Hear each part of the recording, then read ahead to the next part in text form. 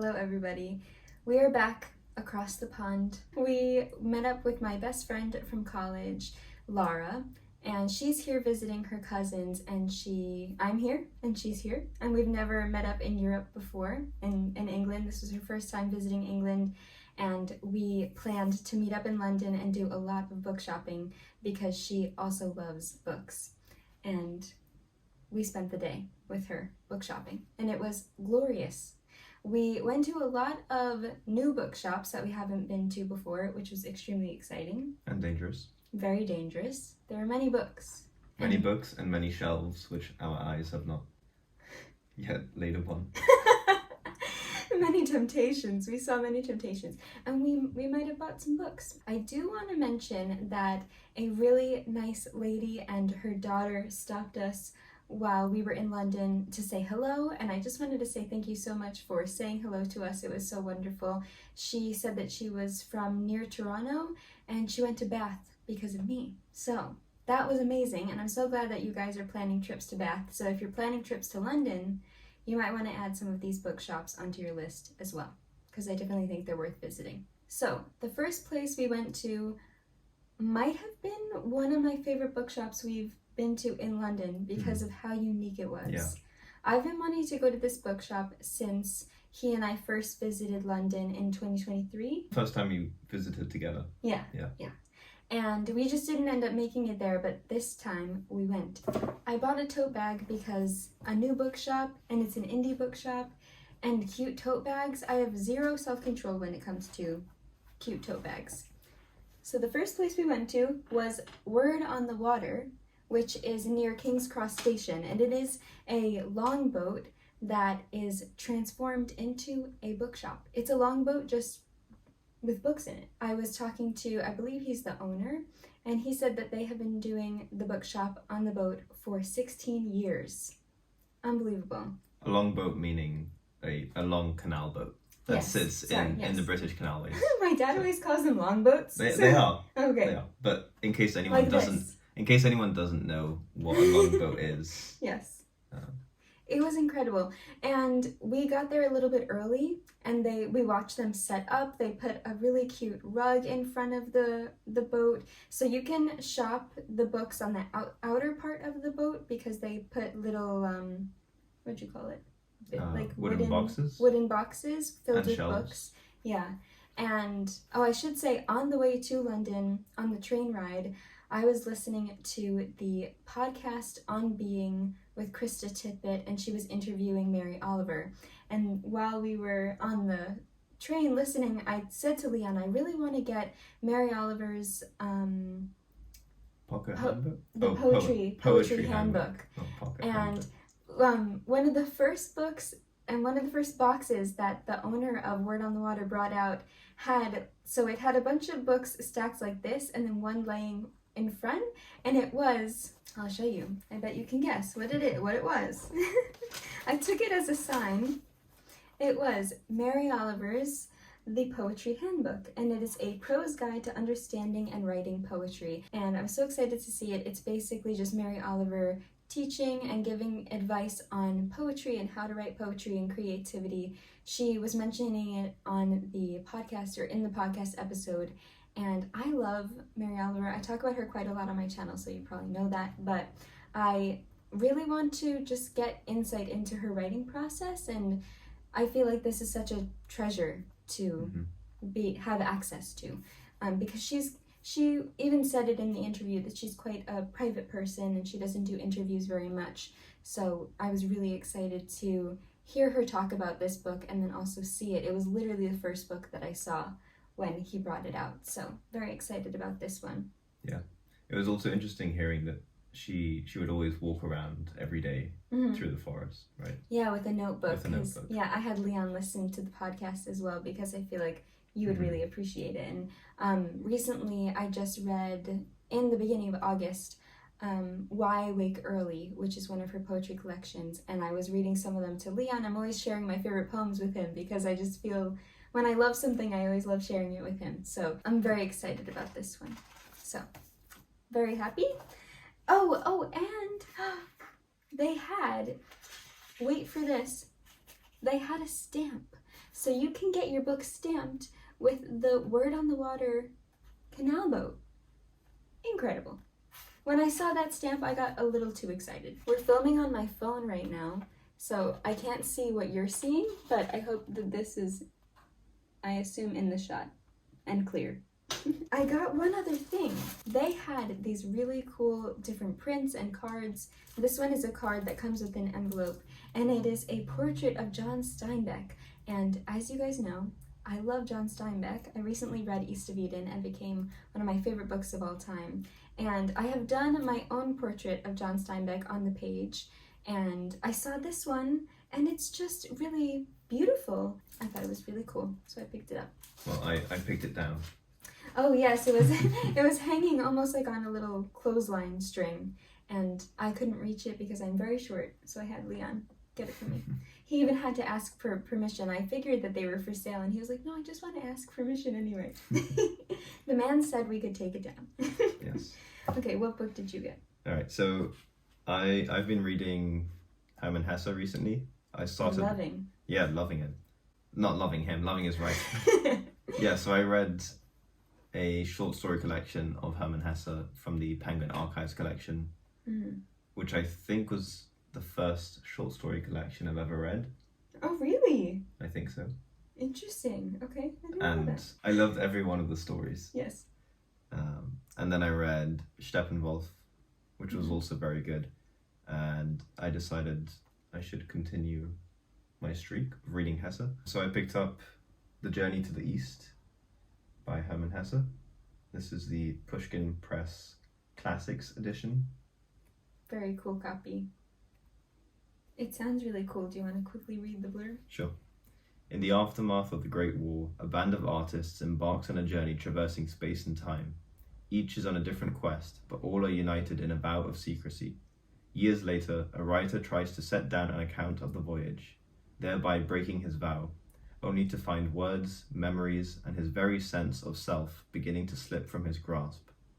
A kaleidoscopic narrative reeling between despair and elation, Herman Hesse's novel is a profound meditation on creativity and spiritual transcendence. That sounds incredible. I want to read that one too. Yeah.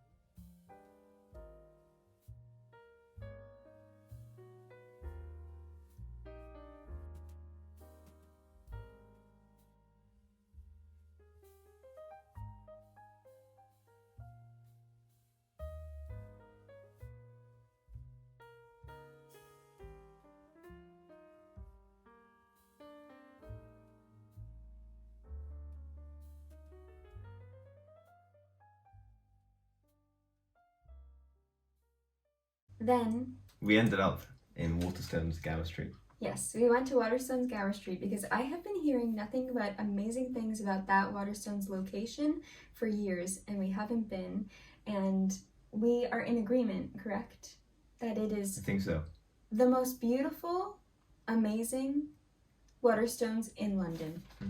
So Yeah, Waterstones Piccadilly is impressive because of its size. yeah, I think it's got 6 stories. yes, it's the base Waterstones. Yeah, but Waterstones Gower Street had a charm that Piccadilly did not. Waterstones Piccadilly is very, very big and very open.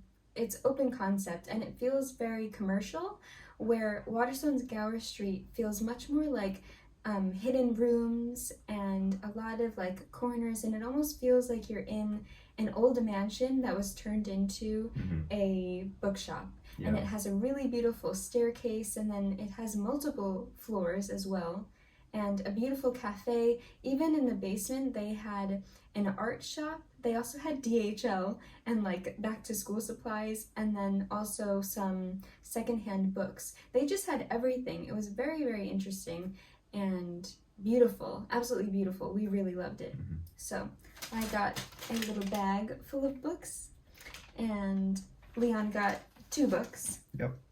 Do you want me to go first and then you could go? Sure. I have 5 books. Also, the building is absolutely stunning. You'll see with the footage that I took, but it was gorgeous. With being so invested in Mary Oliver, especially recently, I really want to get more of her collections in hardback. I have Blue Horses and 1,000 Mornings in hardback, and I don't have many of her paperbacks. I think the only one I have is New and Selected Poems. But anyway, I found Dreamwork, which is, of course, by Mary Oliver, in a hardback. Mary Oliver's books feel incredibly special to me, and I want them in more of a, I feel like, long-lasting edition. Does that make sense? Yeah. So this is Dreamwork. Beautiful, beautiful poetry collection, of course.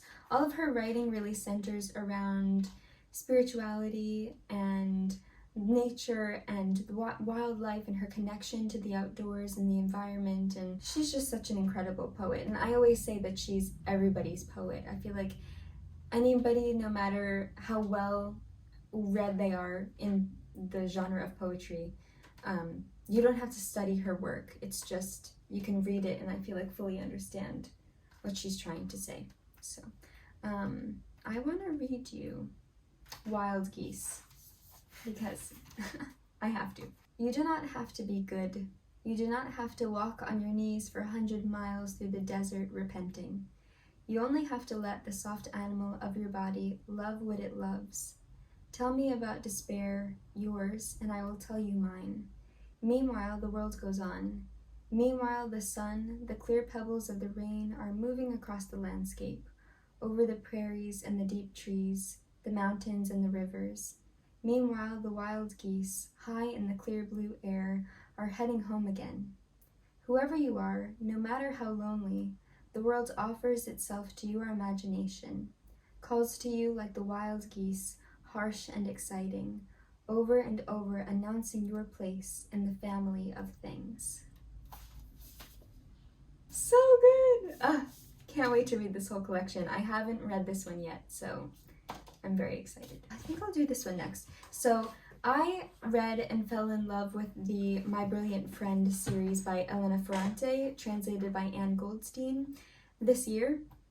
And I really want to read more from Elena Ferrante, so I picked up this one, and this is Troubling Love. My phone stopped recording, so I don't know where we left off. I'm going to reread the back of this book. Okay. Following her mother's untimely death, Delia sets off on a breathtaking odyssey through the chaotic, suffocating streets of her native Naples in search of the truth about her family. Reality is buried in the fertile soil of memory, and if she is to untangle the knot of lies, passion, and memories that bind mother and daughter, Delia must dig deep to reconcile the past with the mysterious events leading up to her mother's death. And like I said, this is translated by Anne Goldstein. It is her first novel, and she writes about family and familial relationships and Naples as a setting really beautifully, and so I'm excited to just see how this book reads, because that's what I really loved about My Brilliant Friend. So very excited about this one, and it's nice and slim. The first book I picked up from Waterstones, Gower Street, was South of the Border, West of the Sun by Haruki Murakami, and I haven't read a Murakami book in quite a while, but I do really enjoy reading his books, despite the fact that every book has a slightly questionable scene in it. Or multiple. Multiple questionable scenes in them. I really enjoy his writing. I like the magical realism of it, and there's always an element of ambiguity and almost like mystery, and things aren't really fully explained, which is something that I like, and which Hermann Hesse also does, I think. For sure. I also really like the cover, which has these birds which are made to look like leaves falling down. It's beautiful. Yeah. I will now read the blurb if you care to know what the book's about. If you don't care, you can skip ahead or listen to me anyway. Growing up in the suburbs in post-war Japan, it seemed to Hajime that everyone but him had brothers and sisters. His sole companion was Shimamoto, also an only child. Together they spent long afternoons listening to her father's record collection. But when his family moved away, the two lost touch. Now Hajime is in his 30s. After a decade of drifting, he has found happiness with his loving wife and 2 daughters, and success running a jazz bar. Then Shimamoto reappears. She is beautiful, intense, enveloped in mystery. Hajime is catapulted into the past, putting at risk all he has in the present. I would also be interested to read this one as well. So I read Norwegian Wood when Leon and I first started dating, and he read Anna Karenina, so we read each other's favorite books. It was not a fair deal. Thank you. I love you. So I read Norwegian Wood and I really enjoyed it. And then the other and only other Murakami book I've read is 1Q84. And I was intrigued by it, but I really didn't like it because I found it very problematic. I'm interested and intrigued to read more from him because I would like to see, because I really enjoyed Norwegian Wood and I really didn't enjoy 1Q84, I want to just explore more of his storytelling because I want to see how I feel about more of his work. What other Murakami books have you read, by the way? Norwegian Wood was the first one, which I really liked. But it's been a while, so I don't know how I would compare it to the more recent ones that I've read. Then I read A Wild Sheep Chase, The Wind-Up Bird Chronicle, and Kafka on the Shore. And I think Kafka on the Shore was my favourite out of those. So, taking it back a little while, we went to Exeter because that's where Leon did his undergrad. And when we were visiting Exeter, I think in December, I saw this edition of one of John Steinbeck's books, and I fell in love with it, but I didn't pick it up. And I regretted it ever since then, because it's such a beautiful edition, and it's so cool, and that is Of Mice and Men by John Steinbeck, in this really small, it's like the size of a mass market paperback. I think this series might be called Great Steinbeck, because they also have an edition of East of Eden, The Grapes of Wrath, The Pearl, and The Moon is Down. I haven't seen too many of these in bookshops, but I have seen, like I said, this one in Exeter, and now they had it at Waterstones Gower Street. And I read Of Mice and Men in high school so many years ago, and I really enjoyed it. I really enjoyed studying it, but I haven't read it since then, and I really want to. I think it's such a powerful and important story. I don't want to give too much away because it's very slim, but it's Steinbeck. He writes about humanity and morality and ethics in such an incredibly breathtaking and powerful way, and I love his writing so much, and I've really been just collecting so many of his books. So also on that note, also by John Steinbeck, I picked up The Red Pony. This is another very slim story, and I have again heard nothing but incredible things about this one. Like most 10-year-old boys, Jody Tiflin has the urge for rebellion as well as the need to be loved. In these stories, stories? Maybe there are multiple stories. Jody begins to learn about adulthood, its pains, its responsibilities, and its problems. Through his acceptance of his father's gifts, first he is given a red pony, and later he is promised the cult of a bay mare. Yet both of these gifts bring tragedy as well as joy, and Jody is not only taught the harsh lessons of life and death, but also made painfully aware of the fallibility of adults. So what I knew about this book is that it's about a young boy being gifted a red pony and how that really affects and influences his life decisions, and the messages in his books always feel incredibly important and beautifully crafted. So I also really love this edition as well. It's from the Penguin Modern Classics with the teal spine, and they're so beautiful. So I am extremely excited about both of these. And now I have a new Steinbeck portrait as well. Can you tell I love John Steinbeck's work? Is he dead? Yeah. Thank God.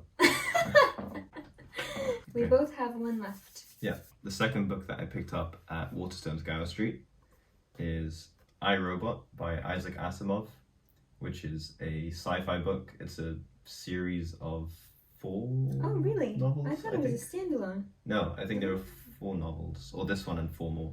I'm not 100% sure, but I've had my eye on this for a while.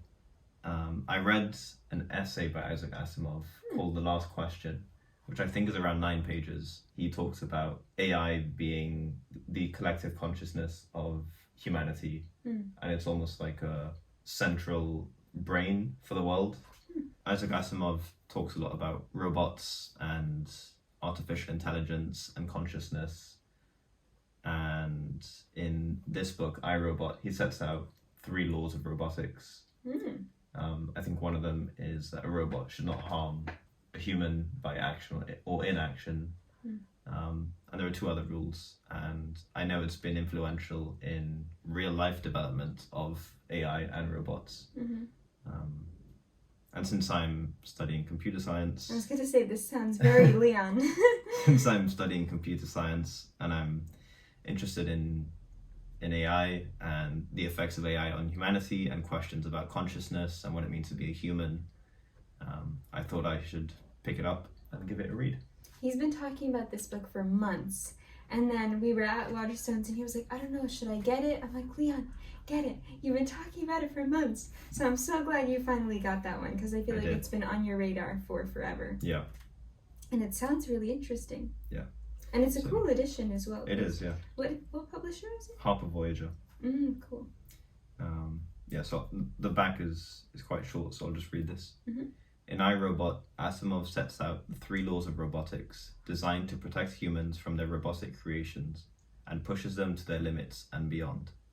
Following genius robo-psychologist Dr. Susan Calvin and engineers Powell and Donovan, these short stories help to transform artificial intelligence from a dream into a science and changed perceptions of robots forever. Wow. Yeah. Very cool. There you go. I have one last book, and this was a bit of an impulse purchase, which I always try to refrain from doing, but my best friend Lara was looking at this book, and she was going to get it, and then I felt like I needed it because it is Cecily Mary Baker's Flower Fairies of the Autumn. And Lara's birthday is October 15th and my birthday is October 17th. So every year when we were living together in college, we always made a big fuss about our birthdays because we were both Libras and we both had our birthdays so close together, and we love autumn. And when we saw this beautiful collection of the fairy books, I grew up reading these, but I don't know where my books went. But it's filled with beautiful illustrations of these different flower fairies, and they're just absolutely gorgeous. I love horse chestnut trees, and when I saw this illustration of the horse chestnut fairy, I got very excited. And it is also filled with different poems, so it's called The Song of the Horse Chestnut Fairy, and it's right next to this beautiful illustration. So Lara was going to get it, and she's an autumn fairy, and I'm an autumn fairy, so we both needed a copy. Needed. Yes. And there were only 2 there, so we took it as a sign that they were meant for us. So it's absolutely beautiful, and I love the illustrations so much. And again, like, I grew up reading these, and I don't know where my editions, my copies went. So very happy to have this again.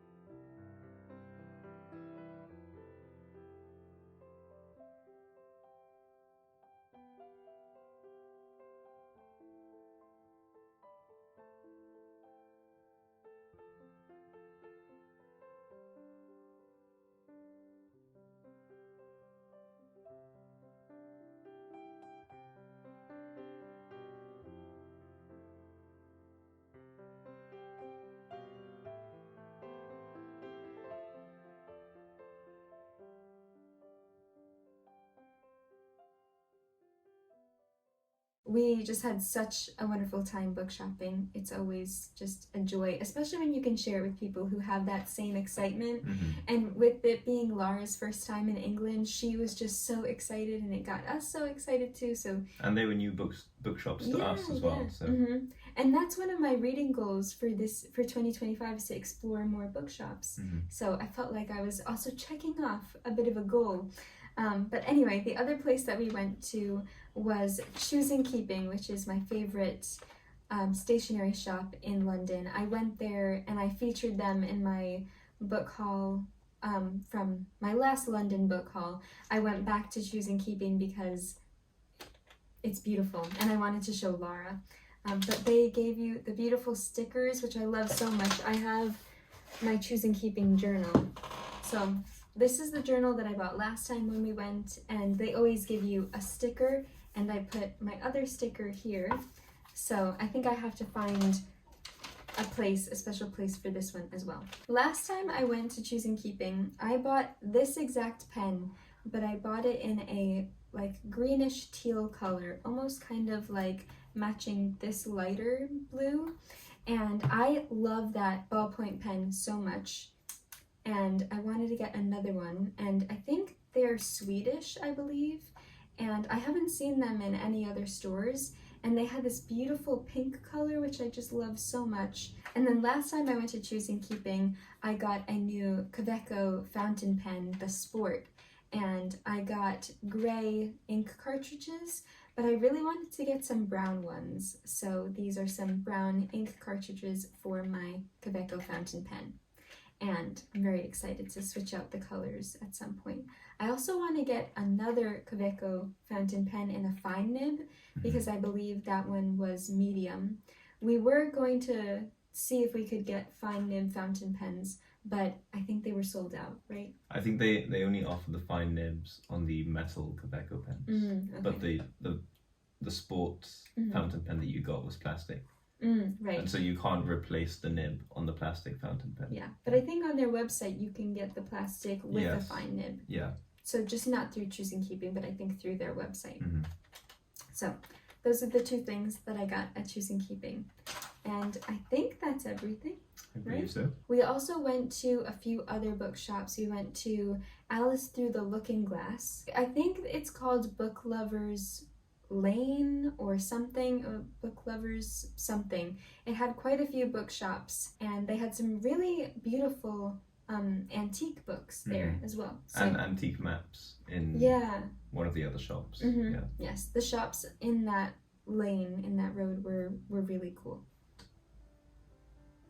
You good? You too. Good.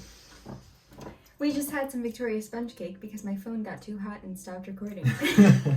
Anyway, thank you so much for watching this video. We really hoped that you enjoyed, and we hope that you're having a wonderful day reading some amazing books. And as always, happy reading.